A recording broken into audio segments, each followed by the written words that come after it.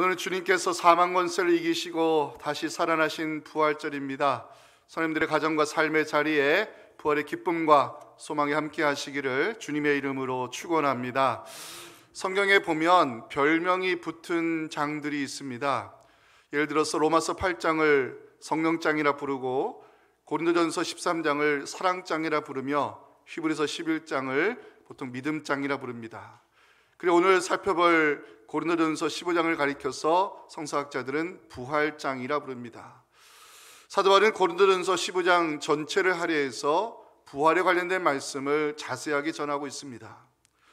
고린도 교회 성도들에게 사도 바울이 왜 이토록 부활의 말씀을 자세히 전하는 것일까요? 고린도 교회 성도들 가운데는 죽은 자의 부활을 믿지 아니하는 사람들이 있었기 때문입니다. 그 증거가 12절인데요. 그리스도께서 죽은 자 가운데서 다시 살아나셨다 전파되었거늘 너희 중에서 어떤 사람들은 어찌하여 죽은 자 가운데서 부활이 없다 하느냐. 고린도 교회 성도들에게 이 부활 신앙을 심어주기 위해 사도 바울은 고린도전서 15장 전체를 할애해서 이 부활에 관련된 말씀을 전하기 위해 최선을 다하는 모습을 우리에게 보여주고 있습니다. 사도 바울은 먼저 그리스도의 부활이 성경대로 이루어진 사건임을 오늘 본문 4절에서 선포하고 있습니다. 장사 지낸 바 되셨다가 성경대로 사흘 만에 다시 살아나사. 사도 바울은 그리스도의 부활이 역사적 사실임을 증명하기 위해서 부활의 주님을 만난 증인들을 제시하기 시작하는데 5절부터 보시면 게바 베드로에게 보이시고 후에 12 제자에게와 베드로와 제자들에게 나타나신 주님 500의 형제들에게 부활의 몸을 보여주셨고 그 중에는 아직도 부활의 증인들이 대다수 살아있음을 6절에서 전하고 있습니다. 그 후에 500의 형제에게 일시에 보이셨나니 그 중에 지금까지 대다수는 살아있고 어떤 사람은 잠들었으며 또한 예수님은 동생으로 추정되는 야고보에게도 나타나셨고 그 후에 만삭되지 못한 사도 바울에게도 부활의 주님이 나타났음을 7절과 8절에서 증거하고 있습니다. 그 후에 야고보에게 보이셨으며 그 후에 모든 사도에게와 맨 나중에 만삭되지 못하여 난 자 같은 내게도 보이셨느니라. 자, 사도 바울 왜 자신을 가리켜서 만삭되지 못하여 난 자 같은 사람이라고 표현하는 것일까요? 하나님의 교회를 핍박한 나를 부활의 주님이 만나 주셨기 때문입니다. 9절 보시면 나는 사도 중에 가장 작은 자라 나는 하나님의 교회를 박해하였으므로 사도라 칭함받기를 감당하지 못할 자니라. 사도라 칭함받을 자격이 없는 나를 부활의 주님께서 다메섹 도상에서 만나 주심으로 이 사도의 직분을 허락해 주셨고 지금까지 복음을 위해서 그리고 부활의 주님을 증거하기 위해서 수고한 모든 것들이 다 하나님의 은혜였음을 10절에서 고백을 하고 있는데요. 우리 모두의 고백으로 10절을 함께 읽겠습니다. 시작. 그러나 내가 나된 것은 하나님의 은혜로 된 것이니 내게 주신 그의 은혜가 헛되지 아니하여 내가 모든 사도보다 더 많이 수고하였으나 내가 한 것이 아니요 오직 나와 함께 하신 하나님의 은혜로라. 아멘. 죽은 자의 부활을 믿지 못하겠다는 이 고린도 성도들을 생각하면서 사도 바울은 만일 그리스도의 부활이 사실이 아니라면 이런 가정하에 생겨나는 여러 가지 문제들을 제시하기 시작합니다. 13절부터 보시면 만일 죽은 자의 부활이 없으면 그리스도도 다시 살아나지 못하셨으리라. 그리스도의 부활이 없다면 사도들이 전한 복음은 헛된 복음이고 우리의 믿음도 헛된 것이 될 수밖에 없음을 14절에서 전하고 있습니다. 그리스도께서 만일 다시 살아나지 못하셨으면 우리가 전파하는 것도 헛것이요 너희 믿음도 헛것이 될 것이다. 예수의 부활이 사실이 아니라면 사도들은 하나님의 거짓 증인이 될 수밖에 없고 죽은 자가 다시 살아나는 일이 없다면 하나님이 그리스도를 다시 살리지 못했을 것이라고 15절 16절 말씀을 전하고 있습니다.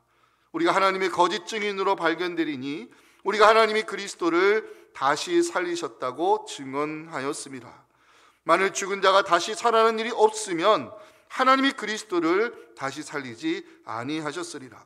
만일 죽은 자가 다시 살아나는 일이 없으면 그리스도도 다시 살아나실 일이 없었을 터이다. 사도 바울은 그리스도가 다시 살아나지 못했다면 우리가 예수 믿을 이유가 없고 십자가의 죄사함이 아무런 의미가 없음을 17절에 전하는데요. 17절은 좀 중요한 말씀입니다. 함께 읽겠습니다. 그리스도께서 다시 살아나신 일 없으면 너희의 믿음도 헛되고 너희가 여전히 죄 가운데 있을 것이다. 마지막으로 사도 바울은 그리스도의 부활이 사실이 아니라면 예수 믿는 우리가 이 세상에서 가장 비참한 존재가 될 것을 19절에서 전하고 있습니다. 만약 그리스도 안에서 우리가 바라는 것이 다만 이 세상의 삶뿐이면 모든 사람 가운데 우리가 더욱 불쌍한 자리라. 그런데 그리스도의 부활은 역사적 사실이기 때문에 사도 바울은 주님께서 잠자는 자들의 첫 열매가 되셨다는 이 복음을 20절에서 선포하고 있습니다. 20절 말씀을 함께 읽겠습니다. 시작. 그러나 이제 그리스도께서 죽은 자 가운데서 다시 살아나사 잠자는 자들의 첫 열매가 되셨도다. 아멘. 코로나가 터진 지 올해로 3년째, 제가 지금 코로나 터지고 나서 부활절 메시지를 굉장히 고민하면서 기도하며 준비를 했는데요. 오늘 부활절을 맞이해서 정말 선포되는 이 말씀이 정말 우리의 무너진 모든 것들을 다시 회복시키는 능력의 말씀이 되어서 부활의 주님을 기쁨으로 찬양할 수 있는 여러분들의 복된 삶이 될 수 있기를 주님의 이름으로 축원합니다. 자, 첫째 메시지입니다. 그리스도의 십자가 죽음과 부활하심을 믿을 때 구원에 이르게 된다는 사실을 사도 바울은 첫 번째 메시지로 전합니다. 자, 제가 아까 고린도전서 15장을 무슨 장이라고 그랬어요? 부활장이라고 말씀을 드렸죠? 자, 사도 바울이 부활에 관련된 말씀을 기록하면서 1절을 보시면 복음이라는 단어로 시작을 하고 있어요. 1절 말씀 중요합니다. 함께 읽겠습니다. 형제들아, 내가 너희에게 전한 복음을 너희에게 알게 하노니 이는 너희가 받은 것이요 또 그 가운데 선 것이라. 자, 사도 바울이 부활에 관련된 말씀을 기록하면서 왜 복음이라는 단어로 시작을 하는 것일까? 자, 사도들이 전한 복음을 믿음으로 받지 아니하면 구원에 이르지 못하기 때문입니다. 사도 바울이 고린도 교회 성도들에게 먼저 복음을 강조하는 것은 복음 위에 세워지지 않은 교회는 하나님의 교회가 아니고 복음 안에 서지 못한 사람은 하나님의 성도가 아니기 때문에 그렇습니다. 교회를 교회되게 하고 성도의 믿음을 믿음되게 하는 것은 복음이라는 것입니다. 그러면 사도 바울이 복음을 강조하는 그 이유가 도대체 뭐냐? 2절에 나와 있습니다. 사도들이 전한 복음을 믿음으로 받아들일 때 구원에 이르기 때문입니다. 2절 말씀 보시면 너희가 만일 내가 전한 그 말을 굳게 지키고 헛되이 믿지 아니하였으면 그 복음으로 말미암아 너희들이 구원을 받을 것을 선포합니다. 자, 여기서 궁금증이 생기잖아요. 그러면 사도 바울이 전 강조하는 복음이 도대체 뭐냐? 그것이 3절 4절에 나와 있는 말씀입니다. 함께 읽겠습니다. 시작. 내가 전한 것 받은 것을 먼저 너희에게 전하였노니 이는 성경대로 그리스도께서 우리 죄를 위하여 죽으시고 장사 지낸 바 되셨다가 성경대로 사흘 만에 다시 살아나셨다. 예수 그리스도의 십자가 죽으심과 부활하심, 이것이 성경이 선포하는 복음의 핵심입니다. 중요한 것은 예수 그리스도의 십자가 죽음과 부활하심이 성경대로 일어난 사건임을 사도 바울은 증거합니다. 하나님은 구약의 선지자를 통해 이 땅에 메시아를 보낼 것을 약속하셨고 신약의 사도들은 십자가에 죽임당하시고 부활하신 예수 그리스도가 하나님이 약속하신 메시아임을 증거했습니다. 구약을 보면 이 메시아가 이 땅에 오셨을 때 십자가에 순환을 당하실 것을 예언하는 선지자들이 많은데 대표적인 말씀이 우리가 지난 성금 예배 때 살펴봤던 이사야 53장 그리스도의 순환에 대해서 이렇게 예언을 하고 있습니다. 유명한 말씀이죠. 함께 읽겠습니다. 그가 찔림은 우리의 허물 때문이요 그가 상함은 우리의 죄악 때문이라. 그가 징계를 받음으로 우리는 평안을 누리고 그가 채찍에 맞음으로 우리는 나음을 받았도다. 우리는 다 양 같아서 그릇 행하여 각기 제 길로 갔거늘 여호와께서는 그에게 담당시키셨도다. 그리스도의 순환에 대해서 예언하는 말씀입니다. 또한 그리스도가 순환을 당하시고 죽임을 당할 것이지만 그리스도는 부활하실 것을 시편 16편 10절에서 말씀하고 있습니다. 이는 주께서 내 영혼을 수월에 버리지 아니하시며 주의 거룩한 자를 멸망시키지 않으실 것임이다. 이처럼 그리스도의 십자가 죽음과 부활하심이 바로 성경대로 일어난 사건임을 사도 바울은 전하고 있는데요. 여러분들, 이 사도 바울이 복음을 강조하는 이유가 있습니다. 사도 바울이 복음을 강조하는 이유는 복음은 믿는 자에게 구원을 주시는 하나님의 능력이 되기 때문입니다. 로마서 1장 16절 한번 보실까요? 내가 복음을 부끄러워하지 아니하노니 이 복음, 그리스도의 십자가 죽음과 부활하심을 전하는 이 복음은 모든 믿는 자에게 구원을 주시는 하나님의 능력이 될 것이라고 선포합니다. 그리스도의 십자가 죽음과 부활하심을 믿을 때 구원에 이르게 된다는 사실, 이것이 바로 로마서가 선포하는 복음의 핵심 아니겠습니까? 여러분들 잘 외우고 계시는 로마서 10장 9절 말씀을 함께 읽겠습니다. 시작. 내가 만일 내 입으로 예수를 주로 시인하며 또 하나님께서 그를 죽은 자 가운데서 살리신 것을 내 마음에 믿으면 뭐라고요? 구원을 받을 것이라고 성경은 말씀합니다. 제가 여기서 이제 질문을 드리겠습니다. 왜 예수 그리스도의 십자가 사건과 부활의 사건을 믿을 때 우리는 구원에 이르는 것일까요? 이거에 대한 답을 여러분들이 가지고 있어야 누구를 만나도 복음을 전할 수 있습니다. 예수 그리스도의 십자가와 죽으심을 믿을 때 왜 우리는 구원에 이르는 것일까요? 잘 들으세요. 구원의 은총을 누리기 위해서는요, 반드시 해결될 두 가지 문제가 있습니다. 하나는 죄의 문제요, 또 하나는 죄의 대가인 죽음의 문제입니다. 인간이 가진 능력으로 죄의 문제를 해결할 수 있을까요? 인간이 가진 힘으로 이 죽음의 한계 상황을 넘어갈 수 있을까요? 인간은요, 절대로 스스로 죄와 죽음의 문제를 해결할 수 없습니다. 이를 위해 하나님은 독생자를 이 땅에 보내주셨고, 예수님의 십자가 죽음과 부활을 믿는 자들에게 죄와 죽음의 문제를 해결받을 수 있는 구원의 길을 열어주신 것입니다. 이제 3절 말씀을 주목해 보시면 됩니다. 그리스도께서 우리 죄를 위하여 죽으시고, 주님께서 십자가에 달리심은 우리의 죄를 대신하여 죽으신 대속의 죽음임을 사도 바울은 전합니다. 우리의 죄를 대속하기 위하여 십자가의 제물이 되신 예수 그리스도를 믿을 때 그 십자가의 보혈이 우리의 죄와 허물을 덮어주신다는 것, 성경이 전가하는 복음입니다. 또한 4절 마지막도 보실까요? 다시 살아나사 죽음을 이기시고 부활하신 그리스도를 증거하고 있습니다. 부활의 주님을 믿을 때 죽음의 문제가 해결되며 우리에게 영생의 축복이 임한다는 사실, 사도들이 전하는 복음입니다. 예수님의 십자가 죽음과 부활하심이 우리로 구원에 이르게 하는 복음이라는 사실, 사도행전에 보면요, 사도들은 절대로 반쪽 복음을 전하지 않았습니다. 십자가의 주님만 증거하지 않았고 부활의 주님만 증거하지 않았습니다.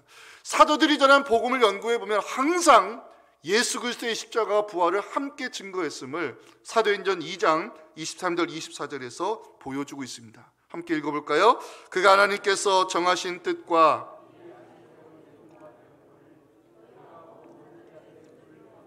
못 박아 죽였으나 하나님께서 그를 사망의 고통에서 풀어 살리셨으니 이는 그가 사망에 매여 있을 수 없었습니다. 아멘. 우리의 죄를 십자가의 피로 사해 주시고 죽음의 문제를 부활로서 해결해 주신 그 예수를 믿는 여러분들에게 구원에 이르게 하는 하나님의 능력이 임할 수 있기를 주님의 이름으로 축원합니다. 아자 메시지입니다. 하나님은 예수 그리스도를 통하여 반전의 역사를 만드셨다고 사도 바울은 마저 메시지를 전해주고 있습니다. 자, 제가 아까 고린도 성도들 가운데 죽은 자의 부활을 믿지 못하는 사람들이 있다고 말씀을 드렸잖아요. 그 이유가 있습니다. 이 고린도라는 지역은 특별히 헬라 철학, 헬라 문학의 영향을 상당히 받은 지역인데요.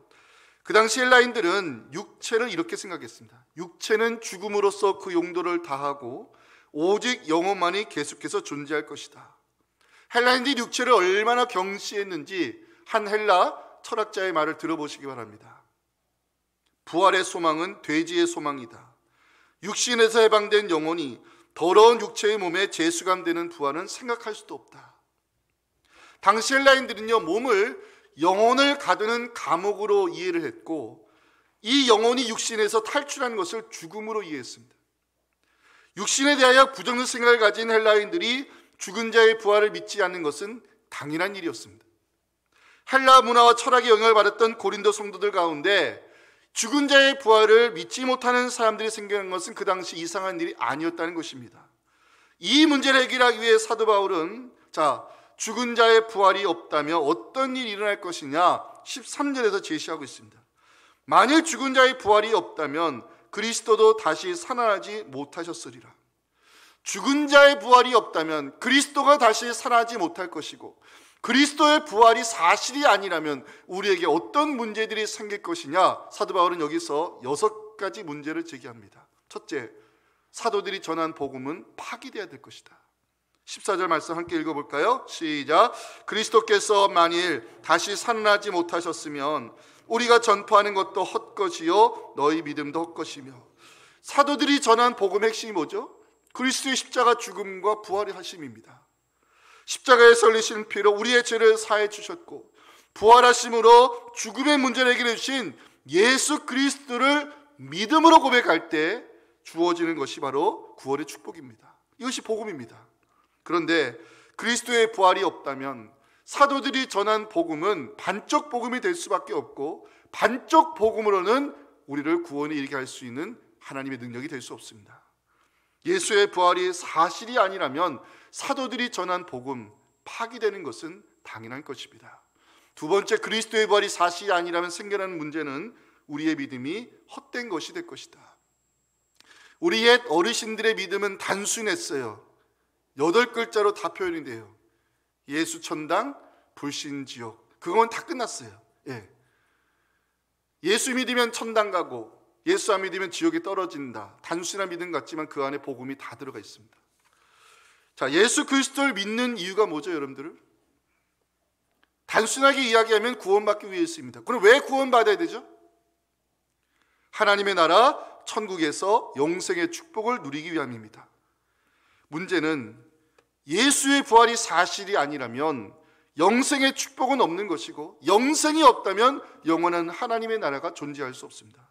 쉽게 말하면 그리스도의 부활이 사실이 아니라면 우리는 예수 믿고 구원받을 이유가 없다는 것입니다. 그래서 사도 바울은 예수의 부활이 사실이 아니라면 우리의 믿음은 헛된 것이 될 수밖에 없다고 문제를 제기하고 있습니다. 세 번째 문제 제기, 사도들은 하나님의 거짓 증인으로 발견될 것이다. 15절, 또 우리가 하나님의 거짓 증인으로 발견되리니 우리가 하나님이 그리스도를 다시 살리셨다고 증언하였습니다.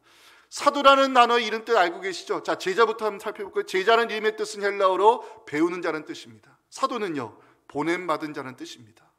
하나님이 예수 그리스도께서 제자들을 부르셔서 말씀을 훈련하시고 세상에 보낼 때는 사도행전에서는요, 제자라는 단어는 많이 쓰지 않고 주로 사도라는 단어를 씁니다. 보냄받은 자라는 뜻입니다. 하나님이 왜 사도들을 세상에 보내셨을까요? 로마서 10장 14절 15절 말씀 때문입니다. 그런즉 그들이 믿지 아니하는 일을 어찌 부르리요? 듣지도 못한 일을 어찌 믿으리요? 전파하는 자가 없이 어찌 들으리요? 보내심을 받지 아니하였으면 어찌 전파하리요? 기록된 바 아름답도다 좋은 소식을 전하는 자들의 발이여 함과 같으니라. 보냄받은 사도들은 예수 그리스도의 십자가와 부활하심을 증거하기에 목숨을 걸었습니다. 그런데 그리스도의 부활이 없다면 사도들이 전한 복음은 거짓 복음이 될 수밖에 없고, 이 거짓 복음을 전하는 이 사도들은 거짓 증인이 될 수밖에 없음을, 오늘날로 말하면 사기꾼이 될 수밖에 없음을 성경은 문제를 제기하는 것입니다. 네 번째 문제 제기, 그리스도의 부활이 없다면 십자가의 죄사함이 아무런 의미가 없게 됩니다. 17절 말씀 함께 읽겠습니다. 시작. 그리스도께서 다시 살아나신 일이 없으면 너희의 믿음도 헛되고 너희가 여전히 죄 가운데 있을 것이다. 사도행전을 연구해 보면 사도들이 전한 복음은 반쪽 복음이 아닙니다. 항상 십자가에 죽임당하신 예수, 그리고 부활하신 예수를 함께 증거했습니다. 사도행전 17장 3절 보시면, 뜻을 풀어 그리스도가 해를 받고 죽은 자 가운데서 다시 살아날 것을 증언하고 이르되 내가 너희에게 전하는 이 예수가 곧 그리스도라. 만약 예수의 부활이 사실이 아니라면 사도들이 전한 복음은 십자가의 예수로 끝이 나는 것이고, 잘 들으세요, 예수의 부활이 사실이 아니라면 십자가를 통한 죄사함은 아무런 의미가 없습니다. 잘 들으세요, 십자가의 죄사함은 구원의 시작이고 부활의 주님을 믿는 자에게 주어지는 영생의 축복은 구원의 완성입니다. 그런데 부활이 없다면 영생의 축복은 사라지는 것이고 영원한 하나님의 나라가 존재하지 아니한데 십자가의 죄사함이 무슨 가치가 있겠습니까? 죄사함은요, 영생의 축복과 연결될 때 의미가 있는 것입니다. 죄사함이 의미가 없다면 우리는 십자가 예수를 믿을 이유가 없는 것이고 차라리 노아시대 사람들처럼 오늘 먹고 마시고 죽자 이러며 사는 것이 훨씬 더 나은 삶임을 32절에 사도 바울은 문제를 제기합니다. 죽은 자가 다시 살아나지 못한다면 내일 죽을 터이니 차라리 먹고 마시는 것이 나을 것이다. 다섯 번째 문제 제기, 그리스도의 부활이 없다면 그리스도의 부활을 믿고 순교당한 순교자의 죽음은 어리석은 죽음이 될 수밖에 없음을 우리는 생각할 수밖에 없습니다. 자, 아까 제가 부활의 주님을 만난 증인들 가운데 500여 형제가들이 있었다고 그랬죠. 그 500여 형제들 가운데는 대다수가 살아있었지만 죽임당한 사람도 있었습니다. 그리스도의 부활하심을 직접 보았던 성도들 가운데는 순교당한 사람들이 있었다는 것입니다. 우리는 보고 들은 것을 말하지 아니할 수 없다면서 예수의 부활을 목숨을 걸고 증거하다 순교의 칼을 맞은 성도들이 있었다는 것입니다. 자, 질문을 드릴까요? 초대교회 성도들은 왜 순교의 칼을 받아야 했을까요? 이유는 하나입니다. 예수의 부활이 나의 부활이 될 것을 믿었기 때문입니다. 순교당함으로 육신은 죽을지언정 예수 그리스도와 같이 나도 부활할 것이라는 부활신앙이 초대교회 성도들에겐 죽음에 대한 두려움을 이겨내게 만들었습니다. 문제는 죽은 자의 부활이 없다면 예수의 부활이 나의 부활이 될 것을 믿고 순교당한 성도들은 어떻게 될 것이냐. 18절 보실까요? 그리스도 안에서 잠자는 자도 망하였으리니. 그리스도의 부활을 믿고 순교당한 성도들은 망한 인생이 될 수밖에 없다고 사도 바울은 다섯 번째 문제를 제기합니다. 자, 마지막 여섯 번째, 예수의 부활이 사실이 아니라면 예수를 믿는 우리가 가장 불쌍한 사람들이 될 것이다. 우리가 예수를 믿는 이유, 구원에 이르기 위함이고 영생의 축복을 누리기 위함이고 그 영생의 축복을 가지고 영원한 하나님 나라에 들어가서 그리스도와 함께 왕노릇하기 위해서 우리는 예수를 믿습니다. 그런데 죽은 자의 부활이 없다면 우리의 믿음은 이 생의 한계를 넘어갈 수 없는 것이고 영생의 소망은 사라진 것입니다. 사도 바울, 그리스도의 부활이 없다면 예수 믿는 우리만큼 불쌍한 사람이 없을 것이라고 19절에 전하는데요. 19절 한번 보실까요? 만약 그리스도 안에서 우리가 바라는 것이 다만 이 세상의 삶뿐이면 모든 사람 가운데 우리가 더욱 불쌍한 자리라. 이 불쌍한 자리라, 이 구절을 공동 번역에서는요, 피조물 가운데 우리가 가장 비참한 존재가 될 것이다, 이렇게 번역을 하고 있습니다.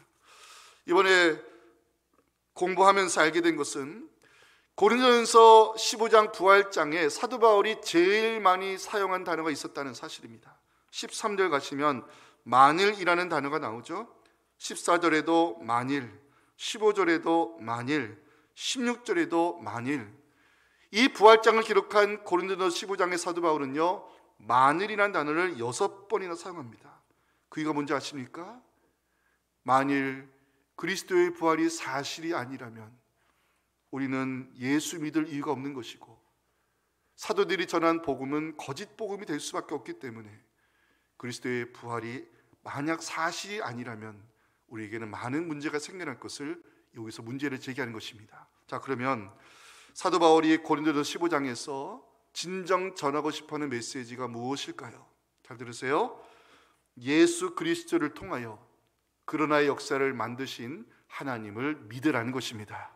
우리 20절 말씀이 사도 바울 우리에게 전해지는 복음인데 우리 20절 말씀 함께 읽겠습니다. 시작. 그러나 이제 그리스도께서 죽은 자 가운데서 다시 살아나사 잠자는 자들의 첫 열매가 되셨도다. 혹시 여러분들 그러나 동그라미 쳐놓고 계십니까? 표시가 안 됐으면 표시하시면 좋겠습니다. 우리가 믿는 하나님은요, 예수 그리스도 통하여 그러나의 역사를 만드신 분이심을 성경은 증거하고 있습니다. 골고다 언덕은 해골의 장소라 불렸지만 하나님은 그 골고다 언덕에서 생명의 꽃을 피우셨습니다. 세마포는 죽은 자의 시체를 감싸는 옷이었지만 그러나 하나님은 세마포를 부활의 증거가 되게 하셨습니다. 무덤은 죽은 자의 시체를 누이는 곳이지만, 그러나 하나님은 빈 무덤에서 우리에게 부활의 문, 영생의 문을 열어주셨습니다. 사랑하는 성도 여러분, 예수 그리스도를 믿는 우리에게 반전의 역사를 만들어주시는 그러나의 하나님을 믿으시기 바랍니다.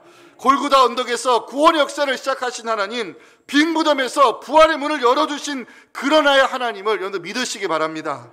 이제 여러분들에게 마지막 질문을 드리겠습니다. 여러분들은 예수의 부활이 나의 부활이 될 것을 믿으십니까? 이것을 보증해 주는 말씀이 21절, 22절입니다. 우리 21절, 22절 말씀을 마지막으로 함께 읽겠습니다. 시작. 사망의 한 사람으로 말미암았으니 죽은 자의 부활도 한 사람으로 말미암는도다. 아담 안에서 모든 사람이 죽은 것 같이 그리스도 안에서 모든 사람이 삶을 얻으리라. 아담 안에서 모든 사람이 죽은 것 같이 그리스도 안에서 모든 사람이 생명을 얻을 것이다. 이것이 바로 우리가 알고 있는 대표와 연합의 원리입니다. 잘 들으세요. 아담이 죽음의 문을 여는 열쇠라면 예수님은 영생의 문을 열어주시는 부활의 열쇠입니다. 예수의 부활이 나의 부활이 될 것을 믿음으로 선포하는 여러분들에게 우리 하나님께서 반전의 역사, 부활의 역사, 천국의 문을 열어주시는 귀한 축복이 우리의 믿음 가운데 임할 수 있기를 주님의 이름으로 축복합니다. 하나님 감사합니다. 우리가 믿는 하나님은 그러나 반전의 역사를 만드신 하나님이심을 성경이 선포하고 있습니다. 골고다 언덕은 사람들이 해골의 장소라 불렀지만 그러나 하나님은 그 골고다 언덕에서 생명의 꽃을 피우셨습니다. 세마포는 죽은 자의 시체를 감싸는 옷이었지만 그러나 하나님은 세마포를 부활의 증거로 만드셨습니다. 무덤은 죽은 자의 시체를 누이는 곳이었지만 그러나 하나님은 그 빈 무덤에서 우리를 위해 영생의 문을 열어주셨습니다. 하나님, 우리 예수 그리스도를 믿는 우리에게도 그러나 반전의 역사를 허락해 주시옵소서.